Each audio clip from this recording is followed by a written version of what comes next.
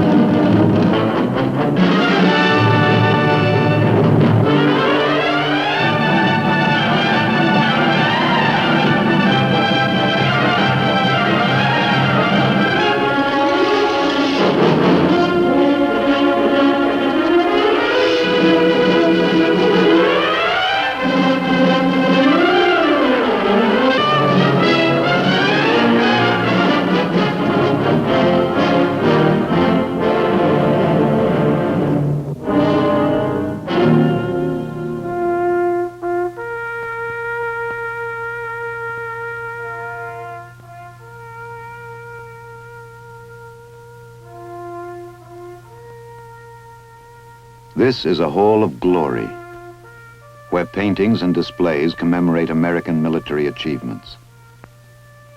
Ghosts walk here, their muffled tread keeping step to the drum roll of history. Ghosts walk these halls whose bodies sleep at Shiloh, and by vineyards at Chateau Thierry, and beneath coral beaches on islands burning in the sun. And in their company, the spirits of men still living, their manhood reached in flame and smoke somewhere in a German forest, a choked Pacific jungle, in the skies over Korea, or on a carrier in the Pacific. They all assemble here, the spirits of men still living and men long dead, for an eternal roll call. You seem to hear it as you stand here, the long, sweet voice of bugles whose echoes reach that part of men where pride stirs. And through those haunting echoes, you hear the call that never ceases. Bravery, bravery, bravery. And the answers return, here, sir, here, sir, here, sir. 7 medals, symbols lustered with the gleam of gallantry, form a pyramid of honor in the military service. The Purple Heart is for wounds received in action against an enemy. For heroic or meritorious achievement or service against an enemy not involving aerial flight, the Bronze Star. For heroism not involving actual conflict with an enemy, the Soldier's Medal. For heroism and extraordinary achievement while participating in actual flight, the Distinguished Flying Cross. For gallantry in action, the Silver Star. For extraordinary heroism in military operations against an armed enemy, the Distinguished Service Cross. And at the pinnacle of the pyramid, for gallantry and intrepidity at the risk of life, above and beyond the call of duty, the Medal of Honor. Gallantry, intrepidity, beyond the call.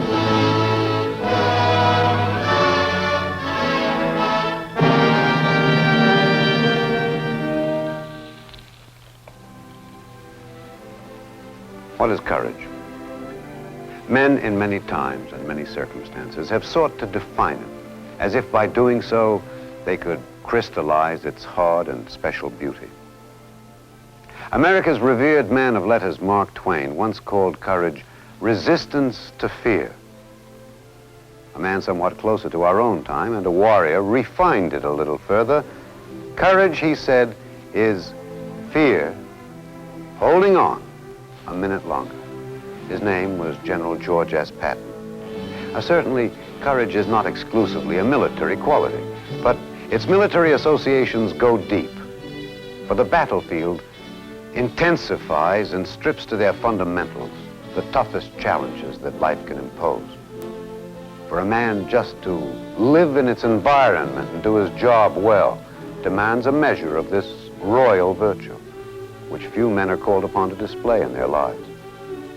Acts which stand out then in this atmosphere of constant bravery glow with a special quality. The medals with which the nation honors its military brave are each in its own way tributes to this virtue.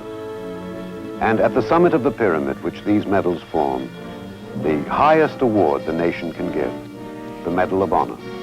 The war America entered in 1917 was a new kind of war. The truck and the tank and the machine gun had come, and combat was never to be the same again. The war that lay waiting for the doughboy was one of massed firepower and long trench lines facing each other across the graveyard of a no-man's land. Americans fought beside their European allies in the Great War, but they fought as integral American units. And they fought a vigorous offensive, an offensive of small units sweeping through heavily fortified German defenses in almost a suicidal way.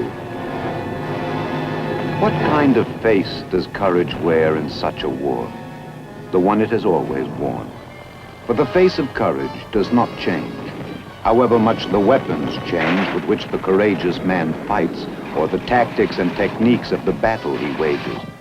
In World War I, that special courage, the kind summoned by the man who takes his life in his hands to do what must be done above and beyond the call of duty, wore the faces of 95 brave men. Among them, the private who silenced 4 machine gun positions and was killed while storming the 5th alone. The captain, who was cut down by machine gun fire while leading his company in an assault on a heavily defended position and continued forward on a stretcher.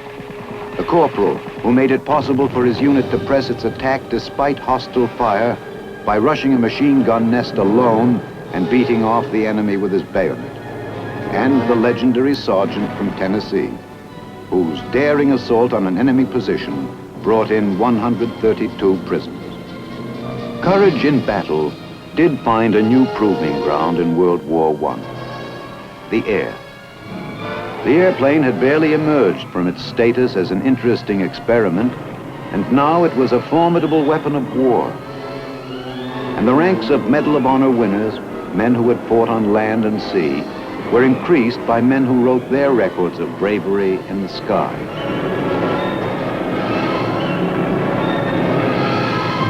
By men such as the flying lieutenant from Ohio, who attacked 7 enemy planes, shot down 2 of them, and scattered the rest on the eve of the Argonne offensive.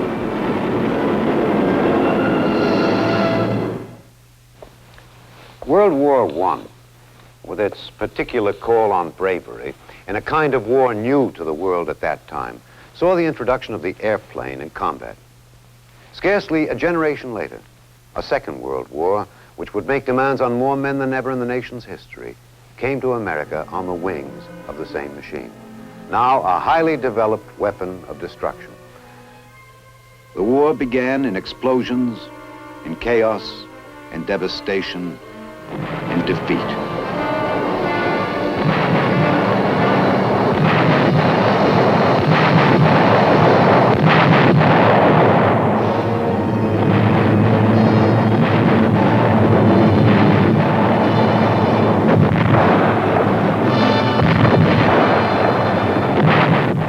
14 million Americans responded by training for the greatest and most destructive war in history. 430 of them would earn the right to wear the Medal of Honor.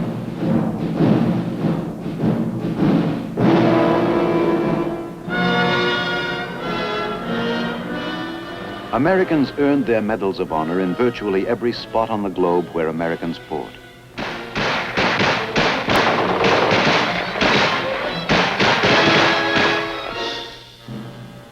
And how would each man win it? Bravely. Bravely. By standing for a moment in time alone. Lighted by a fire which rages in all men, but lights in a special few in special times, the will to break the prison locks of fear and concern for self, and do, at whatever cost, the job at hand.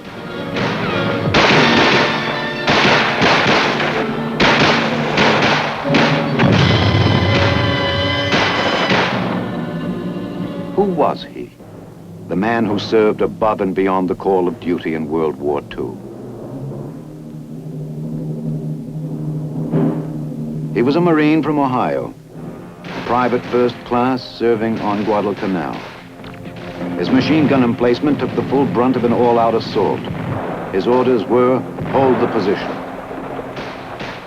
All through the night he held off the Japanese.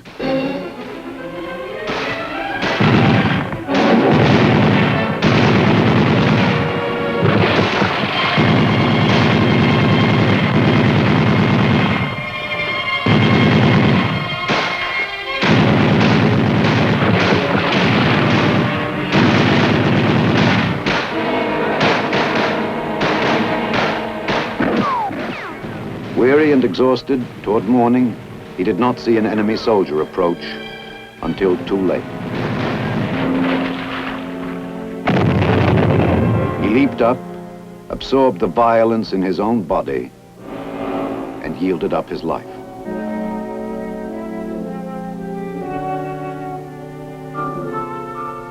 He was an Army lieutenant from Rhode Island who led his men toward a bunker on an enemy-held hill in Italy.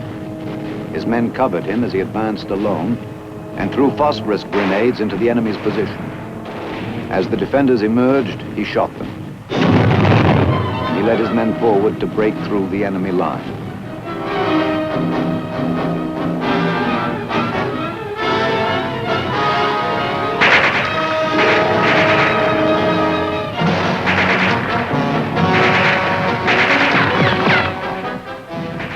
He was a platoon leader whose platoon was pinned down by Germans blocking an American advance.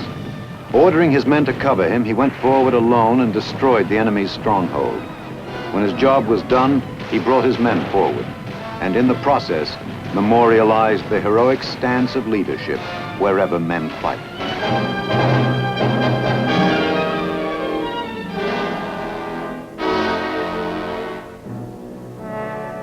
He was a naval officer, commander of a submarine coordinated attack group off Truk Island. He alone of the group possessed secret intelligence information of our submarine strategy. He carried out his secret orders, and the enemy paid dearly.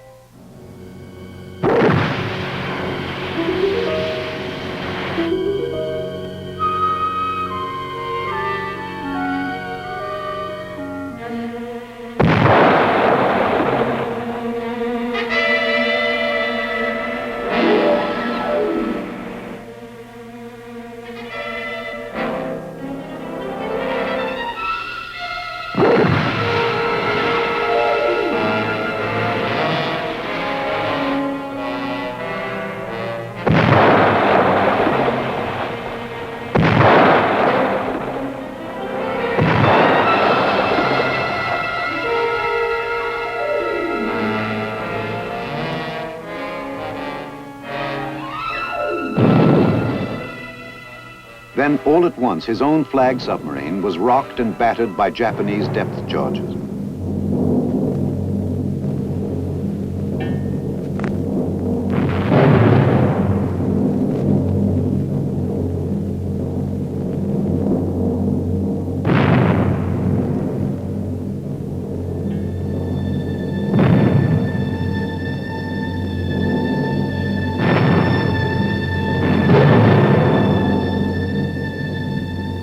The damage was soon beyond repair. The commander decided to surface the flagship and engage the enemy in a gunfight so the men might have a chance to abandon ship and live. But for himself, the decision he made was considerably different. Rather than risk capture and possibly reveal secret plans under enemy torture or use of drugs, he decided that he would remain aboard the vessel. He would stay with it in its final plunge to the bottom.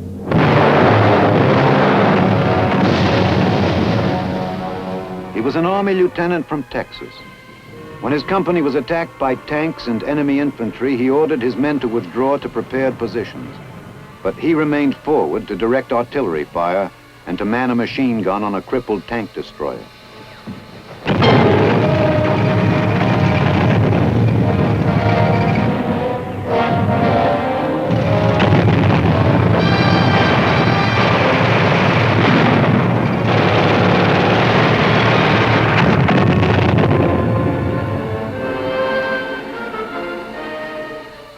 Later, he made his way to his company, refused medical attention for a leg wound, and organized the company in a counterattack.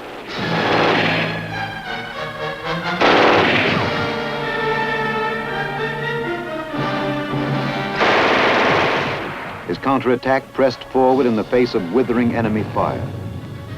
His citation read, "His indomitable courage and his refusal to give an inch of ground saved his company from possible encirclement and destruction."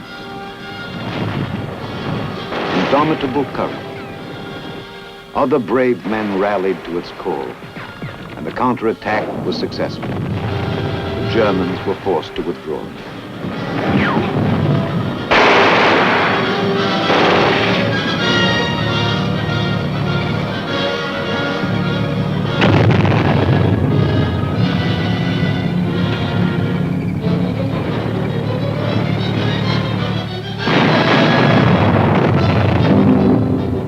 He was a major in the Air Corps, lead pilot of a flight of 2 fighter planes, taking on the task of attacking 13 Japanese planes. Closing on the enemy formation in a climbing turn, he scored hits on the lead plane, then diving to 300 feet in pursuit of another fighter, he caught it with his initial burst. Before the action was over, 7 enemy aircraft would go down under his smoking guns.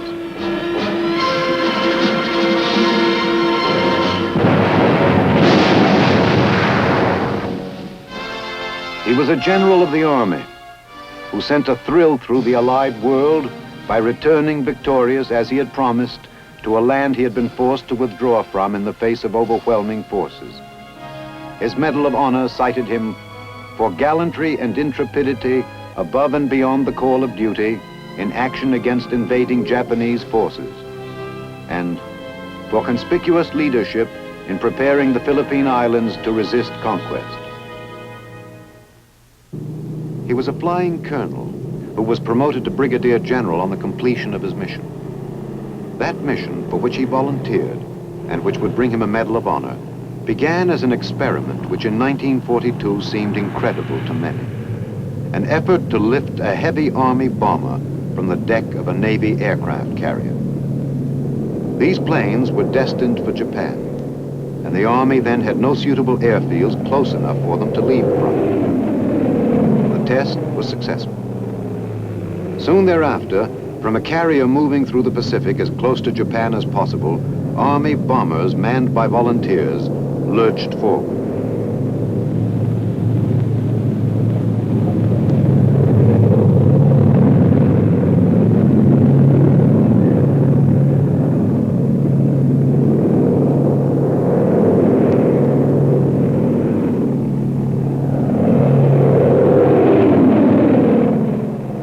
Dark early months of the war, their mission, when it became known, would electrify the country with a thrill of hope and pride. They were to carry the war to the enemy, to a confident Tokyo which then believed itself invulnerable to attack. So audacious was the mission, so daring in conception and performance, the Japanese defenders were caught by complete surprise.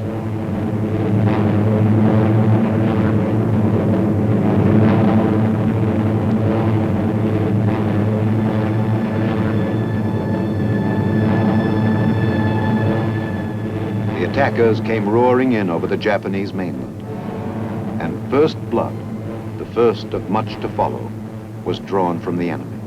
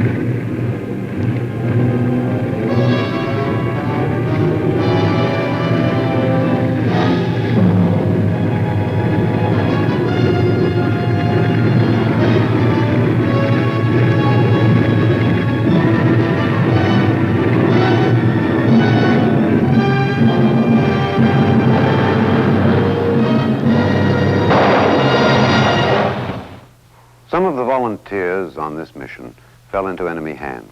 Some perished in the sea. Some made it to safety.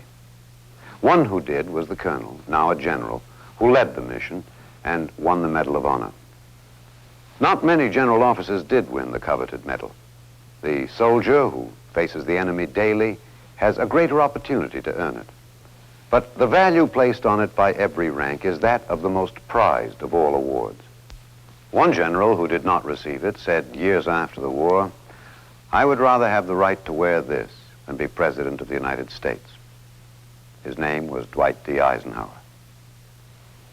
It's meaningless to talk of the Medal of Honor in terms of rank. Generals can win it, and corporals can win it, and cooks, and Marines, and ordinary seamen, and men who fight their battles in the sky. Bravery knows no rank, and it knows no station. The medal can be and has been won by every kind of man our society has produced. It can be won in wars of all kinds, as it has been in our time. From the mighty epic of a war that stretched across the world to one localized on the narrow peninsula of Korea. In the hills of this divided and far-off land, Americans faced communist guns for the first time. Korea was a war of symbols. It was freedom itself which was attacked, and it was in the cause of freedom that men stood and fought. But behind the symbols, it was a war of flesh and steel. The fighting was bitter and intense. 131 Americans who fought here joined the select ranks of the bravest of the brave. Some fell, some lived. Some understood clearly the contribution to freedom's defense they made. Others perhaps saw the issue dimly. But each of them reached the summit of America's pyramid of honor by a supreme act of bravery above and beyond the call.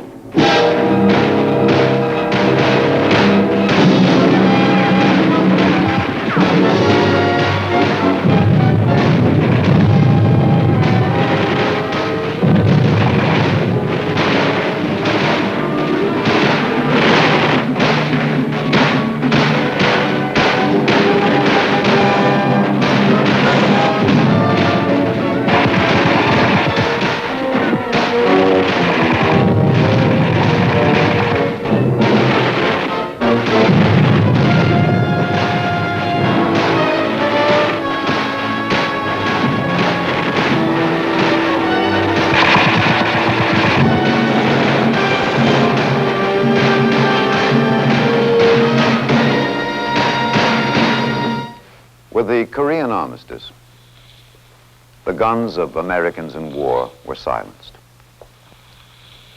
The last brave deed in combat was recorded. And thus, in a sense, the story of the Medal of Honor to this day is closed. The heroic adventures of the 3,156 who have won it in a century of wars are preserved between the bindings of official histories. And all are woven into the living legend of a people and a people's spirit.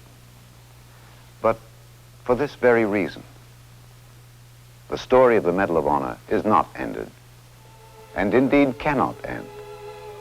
But the particular essence of the medal is not what it is, or even the epic tales of those who've earned it, but more than anything else, what it represents. That precious quality which Lincoln called devotion, transformed in an atmosphere of danger into a courage whose presence ennobles man. Such a quality does not die. It lives unflowered and unseen. But if it's needed, it's there. Once more, America stands in crisis. And as in other days, searching for the promise of its future, it finds itself looking into the eyes of its sons. Their defense of freedom is a silent one, but most solidly real. Their mission, urgent in the eyes of mankind, demands more of patience and skill, of effort and adjustment and quiet determination than it does of courage. They train so that war, with its special call for bravery, will never come.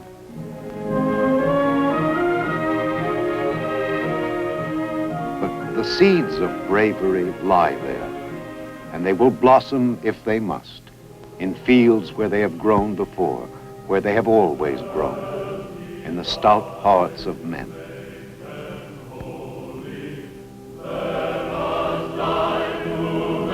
The links in the soldier's tradition are strong ones, and the heritage of those who serve today reaches far. And most prized of all in this heritage is the tradition of courage, refined into the special quality whose presence is felt here in this hall of glory, where ghosts of heroes walk, keeping vigil on a nation's pride.